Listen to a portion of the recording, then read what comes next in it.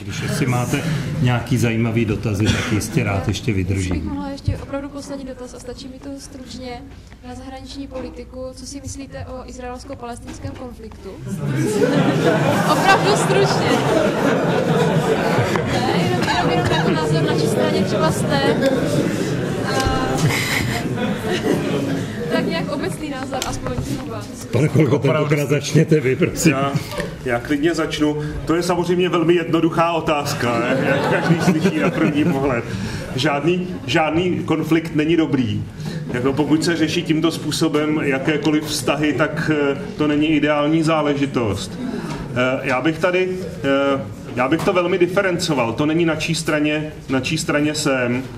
Česká republika nebo potažmo Československo tedy vždycky mělo poměrně specifické vztahy s Izraelem, ale zároveň mělo dobré vztahy i s Palestinci. To znamená, my máme určitou unikátní výhodu, že obě dvě ty strany nás berou docela dobře. Možná bychom tam mohli i asi ne zásadním způsobem, ale pomáhat s nějakým zprostředkováním za určitých situací. To, co je zásadní, je, že musí mít Izrael garantovanou svoji bezpečnost, svoji existenci, kterou stále některé země toho arabského světa zpochybňují. Ale na druhou stranu musí být respektovány i rezoluce Rady bezpečnosti OSN, které i Palestincům garantují jejich vlastní stát. To znamená vytvořit takové podmínky, aby ty dva státní útvary mohly reálně existovat vedle sebe a v nějaké spíše spolupráci než konfliktu. Dneska si myslím, že určitá míra viny je na obou dvou stranách. Na jedné straně samozřejmě teroristické hnutí Hamás, které dneska ovládá pásmo Gazy, není seriózním partnerem pro jednání o mírovém uspořádání.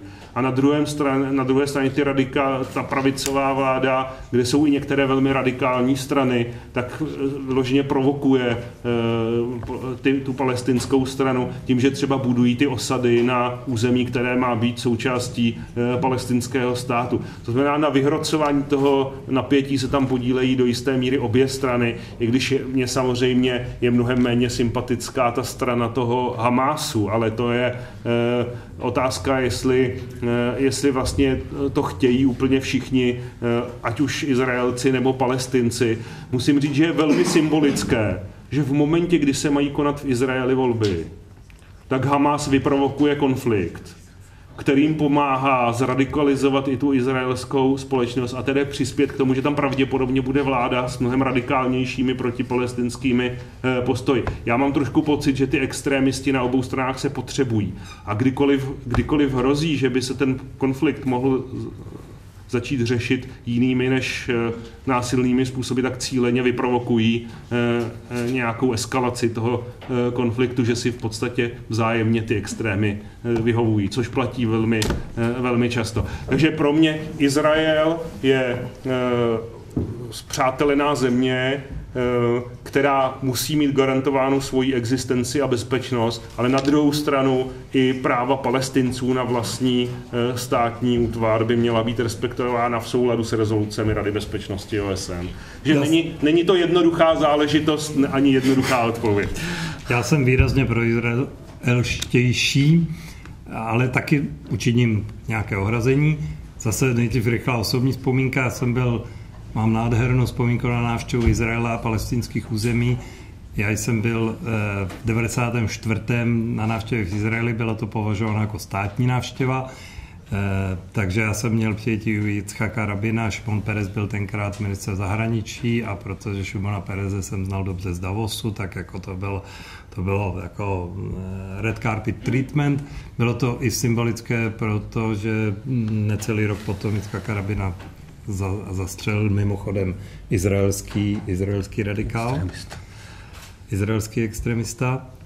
No ale po 2 dnech objímání se s Izraelci jsme přejeli hranici a přijal mě Arafat a já jsem mu dal příspěvek české vlády, to bylo jestli si vzpomínáte, říkali tomu proces Oslo, jak se to řekne česky, osolský proces, asi nemůžeme říkat, že když byla velká konference v Oslu, která jaksi nastartovala určitou spolupráci mezi Izraelem a palestinským územími, my jsme to podporovali a já jsem tam přivezl jako podporu, oni měli problém s pitnou vodou v té době na palestinských území, to bylo jinak, než je to dneska, jak mě přijal Arafat a Nabil Šach, což byl do dneška je to člověk, který hodně vyjednává v těch obtížných věcech, i když po Arafatově smrti ztratil trošku pozici. Ten patří ne k Hamasu, ale k tomu normálnímu Fatahu.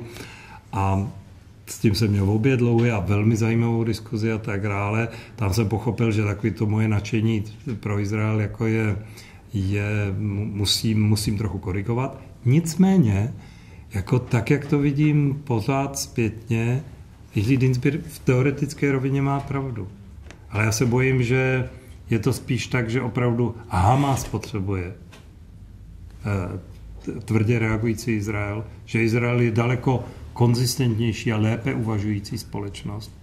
Ale i takováto jako v uvozovkách naše společnost, prostě když v rozhodujícím okamžiku před volbama jim tam začnete posílat rakety, no tak i taková společnost je zradikalizovaná. Že by si přál bláznivý Lieberman, co je teda ministr zahraničí, a to je opravdu jako na té bláznivý, to asi doufám, že není žádný izraelský občan, to já nechci jako říkat, tak to jsem neměl říct, to bylo politicky nekorektní a za to se omlouvám.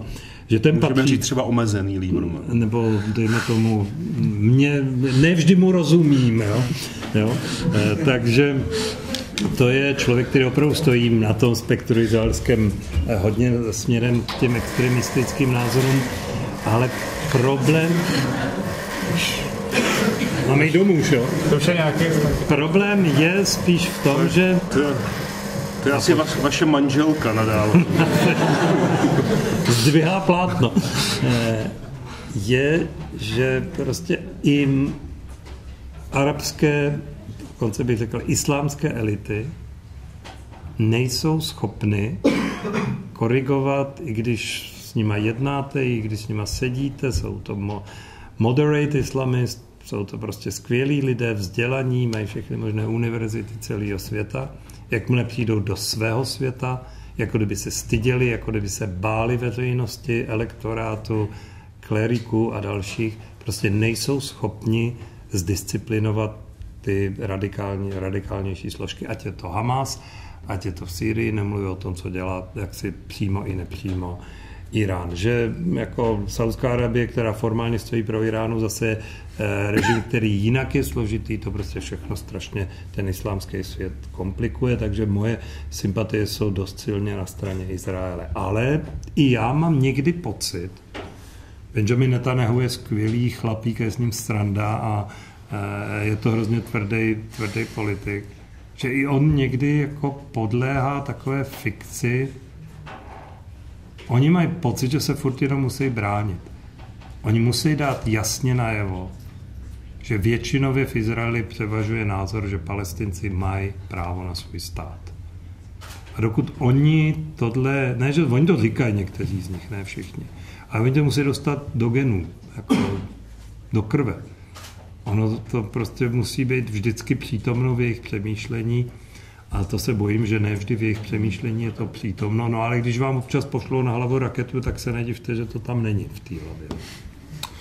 Tak dámy a pánové, myslím, že to byl symbol toho, že bychom tu debatu měli ukončit. Opravdu už odbyla dávno 8 hodina, kterou jsme si vytyčili jako konec pro dnešní debatu. Pokud někdo z vás třeba má nějaký další dotaz, tak můžete se podívat na naše stránky prezidentskedebaty.cz nebo na Facebook, protože ještě budeme pořádat nějaké debaty ve středu třeba na právnické fakultě a nebo poté v úterý v Národní technické knihovně, kde v každé té debatě bude jeden z pánů ještě s dalšími.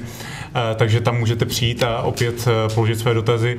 Jo, já už vím, proč nemůžu na to právnickou fakultu. Já mám interview ČT24 a to víte, televize je mocná čarodějka, média. Tak děkuji všem za dotazy, děkuji, že se tady zůstali a děkuji pánům za to, že tady byli.